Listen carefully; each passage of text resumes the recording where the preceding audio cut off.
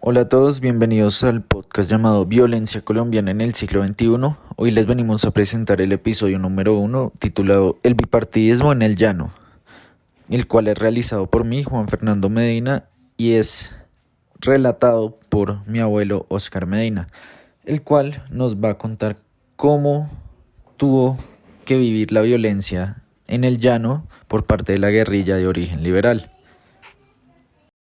Nosotros nos fuimos a vivir a Villavicencio a raíz de que un familiar muy cercano de mi madre, viendo que ya mi padre nos había abandonado, ¿no? Entonces nos dijo, véngase conmigo para Villavicencio, que me trasladaron a Villavicencio, al llano. Sí. Y nos fuimos a vivir con él allá, ¿no? Nos fuimos a vivir allá. Fue cuando yo comencé a hacer mis arras como locutor allá en una emisora de llano. Y nos fuimos a vivir allá, ¿no? Con mi papá y con el pariente, con el familiar de mi mamá, militar, ¿sí? Militar. Y estuvimos ahí en Villavicencio varios meses y en algún momento lo trasladaron a él a Comaral, a un pueblo ya muy distante de Villavicencio, a donde para poder llegar allá pues era muy difícil porque era un camino de herradura, es decir, no había una vía como la existe hoy. Con tu papá fuimos a Comaral, ahora no hace mucho. Entonces nos fuimos a vivir con él porque lo trasladaron a él, ¿no? Sí. Era como, digamos, como el comandante allá del ejército en Comaral. Y ahí en Comaral vivimos en una casa muy grande que nos dio el ejército, ¿no?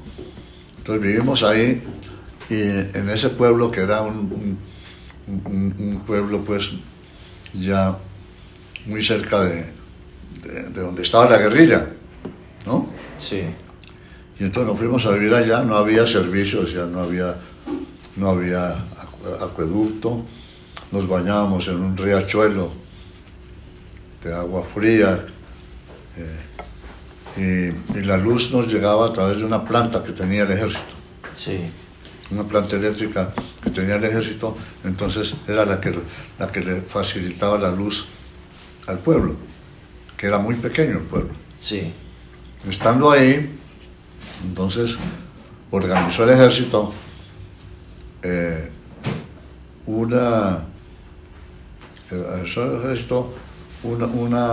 un viaje para combatir a la guerrilla.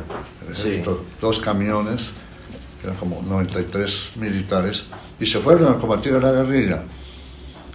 No lograron pues enfrentarse con la guerrilla ni nada, ¿sí? Sí. Y de regreso la guerrilla los estaba esperando en un cerro.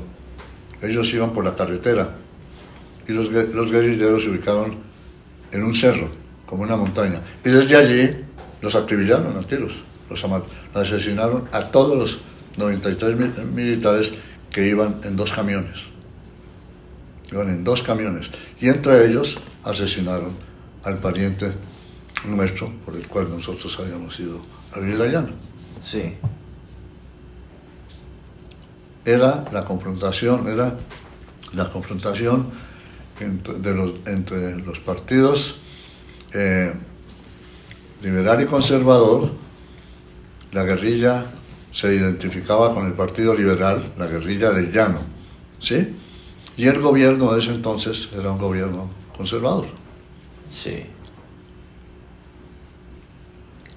Y por eso les tocó desplazarse a otra ciudad. Y por eso nos tocó regresar de Comaral a Villavicencio, ¿sí? Sí. Donde todo el tiempo se escuchaban bombas por toda parte, los estallidos de las bombas, una violencia pues, que lo atemorizaba a uno, ¿no? Sí. Y luego nos vinimos de Villavicencio para Bogotá con mi mamá. Ya para finalizar el podcast, se puede evidenciar una gran oposición por parte de la guerrilla liberal al gobierno conservador de la época. Tal el caso que terminó habiendo una batalla en donde todos los militares conservadores terminaron asesinados. La guerrilla liberal era dirigida por Guadalupe Salcedo y según el Centro de Memoria, Paz y Reconciliación, la historia de Guadalupe Salcedo y las guerrillas del Llano forma parte de una generación de bandoleros que tuvieron sus orígenes en la resistencia y defensa liberal después del asesinato de Jorge Eliezer Gaitán el 9 de abril de 1948 ante los enfrentamientos y abusos del ejército conservador. Y es así como se dio la violencia bipartidista en el territorio nacional hasta 1958, cuando realmente se puso fin al conflicto con el acuerdo bipartidista del Frente Nacional y se dio un paso de la violencia bipartidista a una violencia subversiva del conflicto armado interno en Colombia. Como hemos llegado al final del podcast. Muchas gracias por escuchar y nos veremos en un próximo episodio.